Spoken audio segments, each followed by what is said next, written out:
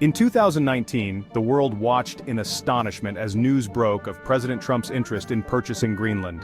The announcement was met with a mix of surprise, skepticism, and curiosity from both the public and political analysts.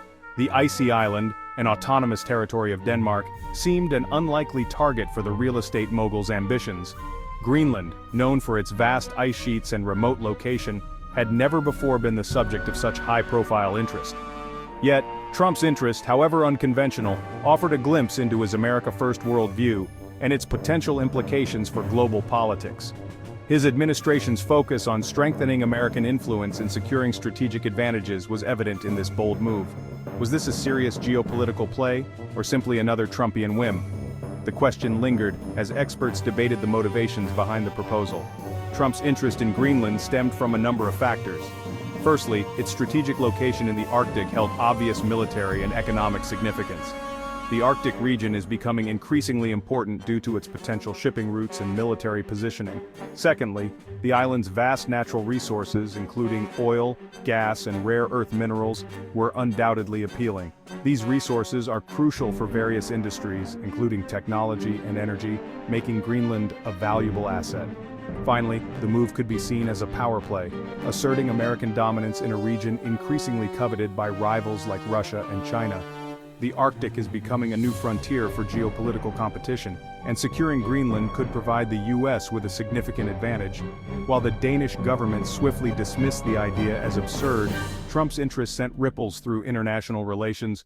The proposal was not just about acquiring land, it was a statement of intent, and a demonstration of America's willingness to challenge the status quo. It underscored his transactional approach to foreign policy, viewing nations and territories as assets to be bought and sold. This perspective was a stark departure from traditional diplomatic practices, which typically emphasize long-term alliances and mutual interests. This unconventional approach, while jarring to some, was a hallmark of Trump's presidency, upending diplomatic norms and challenging established geopolitical realities. His tenure was marked by a series of bold and often controversial moves that sought to redefine America's role on the global stage. Historically, the United States has expanded its territory through purchases and negotiations, such as the Louisiana Purchase and the acquisition of Alaska. Trump's proposal to buy Greenland can be seen as a continuation of this legacy, albeit in a modern and unexpected context. Additionally, the environmental implications of such a move cannot be ignored.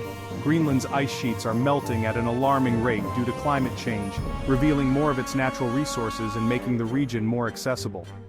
This has sparked interest from various global powers, each seeking to capitalize on the changing landscape. Trump's stance on climate change and environmental policies has been a topic of significant debate.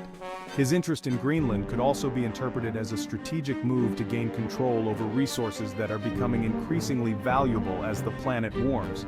Ultimately, the proposal to purchase Greenland highlighted the complexities of modern geopolitics, where environmental, economic, and military factors are deeply intertwined. It also underscored the importance of international cooperation and dialogue in addressing these multifaceted challenges. Whether seen as a bold strategic move or a whimsical idea, Trump's interest in Greenland remains a fascinating chapter in the story of his presidency. It serves as a reminder of the unpredictable nature of global politics and the ever-evolving landscape of international relations. Trump's fascination with Greenland, while surprising, was not entirely unprecedented. The United States has long recognized the strategic importance of the Arctic region. In 1946, President Harry Truman offered to buy Greenland from Denmark for $100 million, recognizing its strategic value during the burgeoning Cold War. The Cold War era saw heightened American interest in Greenland due to its proximity to the Soviet Union. The United States established military bases on the island, including the Thule Air Base, which remains operational today. These installations served as crucial outposts for monitoring Soviet activities and bolstering American defense capabilities in the region. While the Cold War ended, American interest in the Arctic never truly subsided.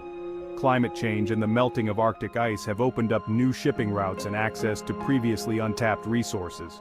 This has led to renewed geopolitical competition in the region, with countries like Russia and China vying for influence.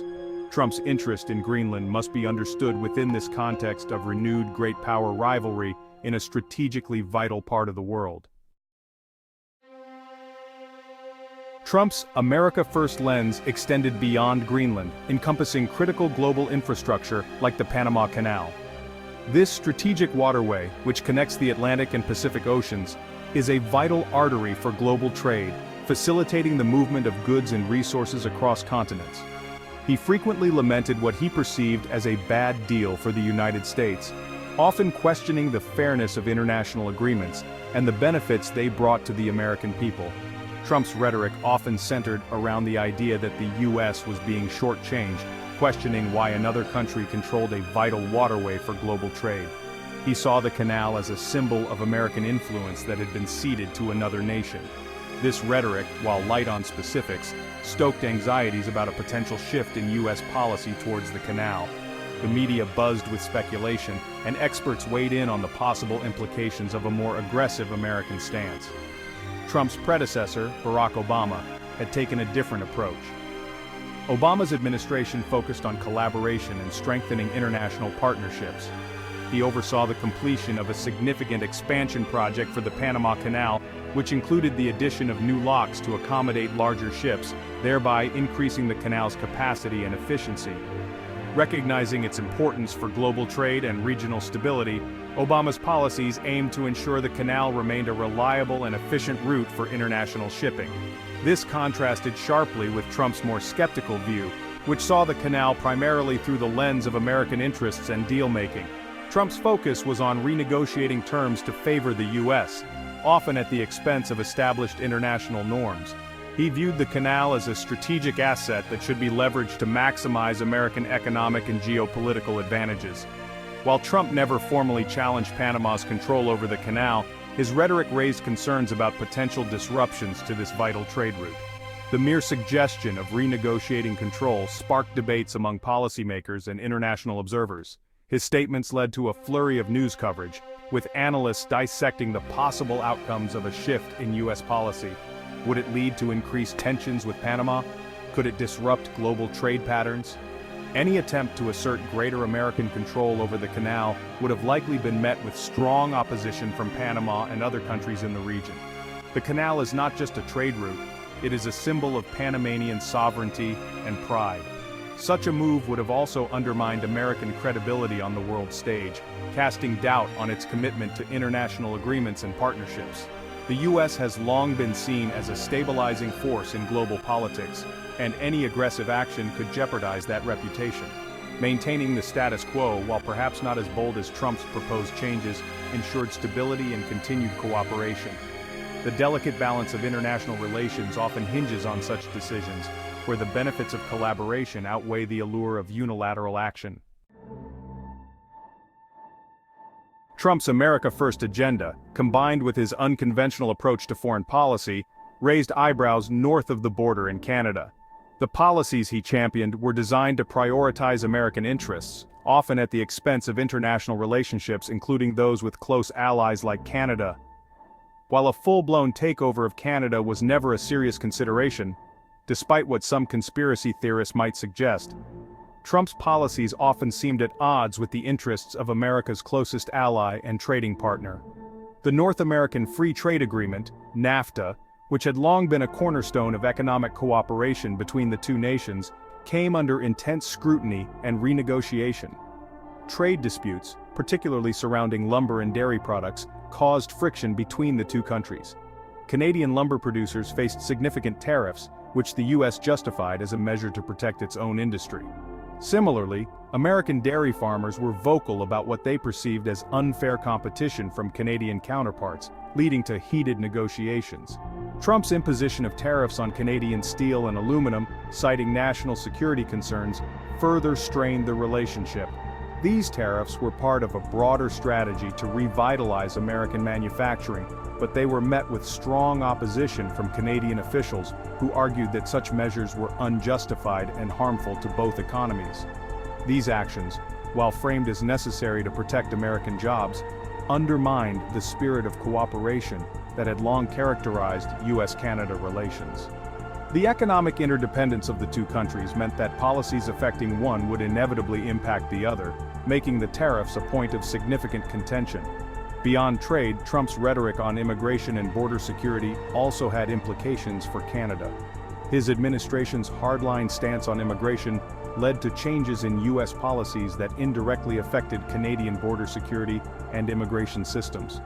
His administration's policies led to an increase in asylum seekers crossing the U.S.-Canada border, putting a strain on Canadian resources and testing the limits of the two countries' long-standing cooperation on border management. The influx of asylum seekers created logistical and humanitarian challenges for Canadian authorities, who had to balance security concerns with their commitment to providing refuge. While these issues did not result in a complete breakdown of relations, they highlighted the potential for Trump's America First agenda to create friction even with America's closest allies. The resilience of the U.S.-Canada relationship was tested, but both nations continued to work through their differences, underscoring the importance of diplomacy and mutual respect in maintaining strong bilateral ties.